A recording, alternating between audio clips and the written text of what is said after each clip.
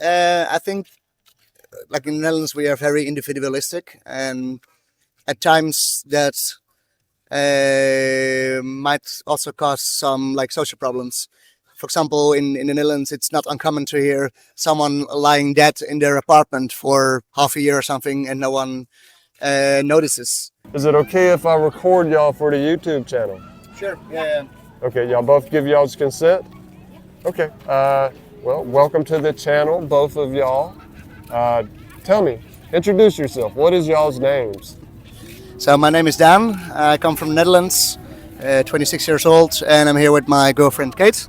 Yeah, my name is Kate. I'm 27 years old, and I'm from Bacolod myself, but we live in the Netherlands together, so we're just here for our holidays. Okay. Yeah, So you're from here, Kate. You're from Negros. Negros, yeah. Okay. And you are not. You're from the Netherlands. Yeah, I am. Okay. So I mean, obviously she grew up here, part of her life. But I mean, what about you? Is this your first time here? Yeah, actually 4 days ago was the first time I arrived in the Philippines, and yeah, it's different. But it was actually my idea to go here to see your family as well. 4 days ago. Yeah, landed in Manila and or 5 days. I think it's 5 days now, maybe. And then we flew into Bacolod, and now we drove here to Dumaguete. Okay. You say different. How so? A lot warmer, obviously, than the Netherlands. That's a given. And I mean, I've been to other countries that are, yeah, let's say less developed. Sounds a bit bad, but yeah, still Philippines is different. It's crowdy. It's extremely humid as well, more than I expected. But yeah, everybody's like doing something everywhere. Everybody's constantly trying to do something on the side of the road and try to make a living. It's yeah, life is on the street here. Life is on the street. Have Yeah. you tried the street food? That's what it makes me think. Have you tried any street food? Yeah, have we tried some things? I think. You've tried a lot of stuff already, but Yeah. in the street, I got food poisoning already. So. Oh yeah, yeah. Kate had a bit of bad stomach the first day, so Yeah. we haven't really been experimenting that much yet. But I will for sure, absolutely. I like almost all food, so I don't really mind. Okay, so by the way, you said this was your idea to come here to meet her family. Have you met her family? Yeah. Only my grandparents. Yeah. Yeah, actually, her mother and brothers live in Dubai. Yeah. We went there last year, but her grandparents and uncles, aunts, and stuff still live here. So we slept at their farm actually last couple of days. You slept at the farm. Yeah, Okay. Yeah, you have to tell him all about it. yeah. Well, actually, not literally on the farm, but in like a farmhouse. So Okay. just yeah, there was a lot of wildlife. Yeah. Tell him about the gecko. Yeah, we call it toko in our dialect, but it's a gecko. And for some reason, I know I'm from this area, but it makes me feel some certain kind of way. Yeah. It's reptile. So when I was a kid, I was lying in a couch, like hanging out, and then a lizard fell on me, and that was the end of it. Every lizard, gecko, frogs, I'm out. It makes me like I can't explain it. It's just That's where I draw the line with the animals. What about you, man? Do you have the same fear? And by the way, tell me more about this. So this is the province. Would you say this was out in the province? It was just outside of Bacolod, so like 50 minutes out. So not really the jungle yet, but Not the jungle. no, not yet. But I don't really mind them being there. Okay. I mean, I wouldn't like to have them falling on me when I'm a kid, though, so I can understand where the fear is coming But from. this is really different because what you've experienced is that there's only my grandparents and us in the house. But normally in a house there are everybody, your son, your daughter, if you're a parent, your grandparents, your cousins, everybody lives in one house. I think for you, you would know better because you probably meet a lot of Filipinos who live in a like locals, really, you know. Yeah. So I think if you did, then you know you would see how the living situation is. But with Dan, it was only with me and my cousin sleeping over, and he was already asking me like, why is he sleeping in a couch? But that kind of like situation is normal. Even my cousin doesn't have to ask my grandparents, I'm gonna sleep over. No, if you want to sleep, you just sleep there because it's what the yeah culture is. Like Yeah. you can stay as long as you want, whenever you want, and it doesn't have to be a problem. But with Dan, it can't be because in Western life, it's yeah, you have to tell people in advance that hey, I'm sleeping over. Yeah, that's But with true. you, it was like it's quite weird that he's just sleeping there. We're more individualistic in Western countries and Netherlands in specific. So yeah, it's Yeah. just yeah, it's a bit weird at first, but yeah. So for you, you thought that that was something you noticed is that there were cousins there sleeping on the couch, and you were like, what is this about? Yeah, well, I knew that it's different here, but Yeah.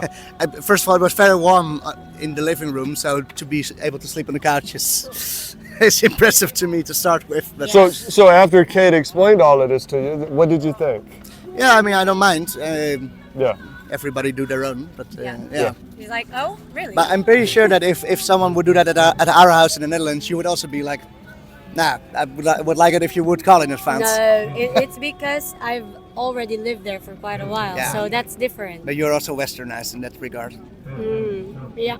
So many things here that are in my old life is quite normal, and when I came back, it was just not right, in certain ways. So that's interesting, Kate. So you're born and raised here, Yeah, okay? absolutely. And then you went to the West. Yeah. And how has it changed you? Do you think it changed you? Yes, absolutely. How so? I became way more independent. I thought about my future. I was not just living like, a millionaire in one time. Like, for normally, like when you have a job, you just like spend it in whatever you want. But for us now, it's like we plan. Yeah, we try to save up. Yeah. We save up for our holidays and this and that, and we spend for ourselves. When I came back here, I don't splurge my money for other people. I have to like reserve it for myself, for us.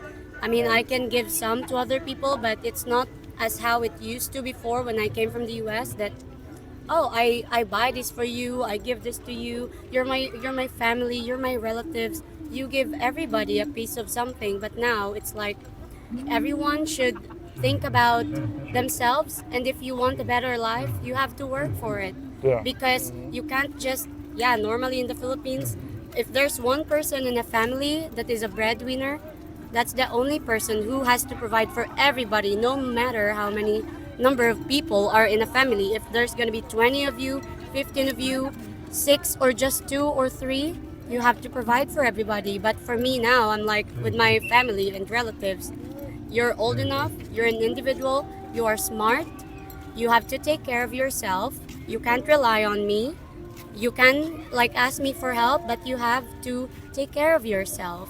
You have to work as much as I do or as much as other people. If you want a better life, there's only one people that can help you, it's yourself. You want to get out into something in a situation, you do things for yourself.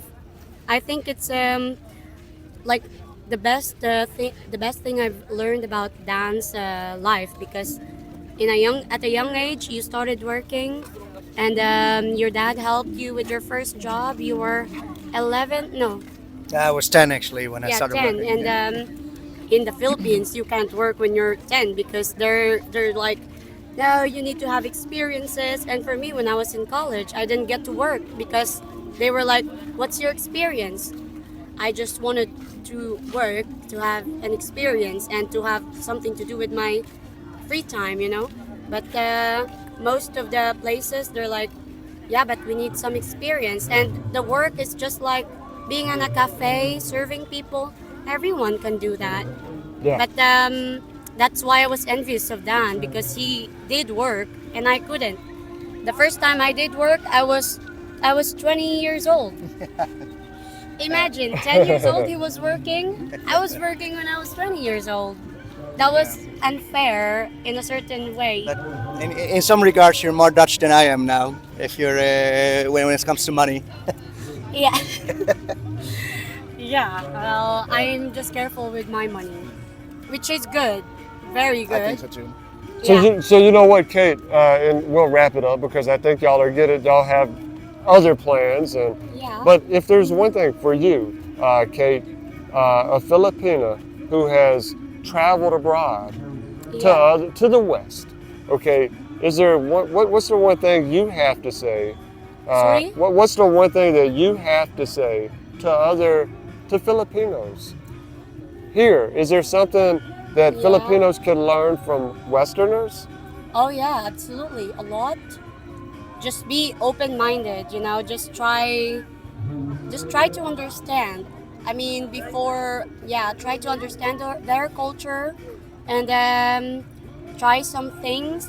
And just like with the dance culture, I did try to be more wise with a lot of things, with money especially, and also in the house. And I think it boils down to taking responsibility for your own life. oh yeah, I absolutely. think that's your. You have to think of yourself to be able to help yourself and other people. And how about you, Dan? As a Westerner, Dutch from the Netherlands, is there anything that people from the Netherlands can learn from Filipinos? Well, I think, like in the Netherlands, we are very individualistic, and at times that might also cause some like social problems. For example, in the Netherlands, it's not uncommon to hear someone lying dead in their apartment for half a year or something, and no one notices. And that's something that would never ever happen in the Philippines. And I think, yeah, that's try to visit your relatives sometimes, and take care of each other. I think it's a beautiful thing. It can be a beautiful thing as well, as long as it's not smothering you or, yeah. So you've been here 5 days. Do you love the Philippines? Do you love what you've seen so far? Your Yeah, experience in Yeah. the farmhouse up in the province? Yeah. Yeah, I have to get used to the temperature a little bit, but I think we're here for a little over 3 weeks, so in the Oh, end, y'all got 3 more weeks. yeah, I have 3 more weeks to get used, and then we're gonna get back to cold weather. So Look, man, I appreciate y'all so much for taking the time to share with me and my subscribers and my viewers y'all's experience. no problem at all. Y'all are so great, so nice. And look, I hope y'all, yes, thank you. And I hope y'all experience the best in the next 3 weeks. You too, Dan, your first time here. Yeah, I'm looking forward to it. All right. So many Yeah. things to see. And, Absolutely. yeah, All right. experience. All right, All y'all right. take care. All right.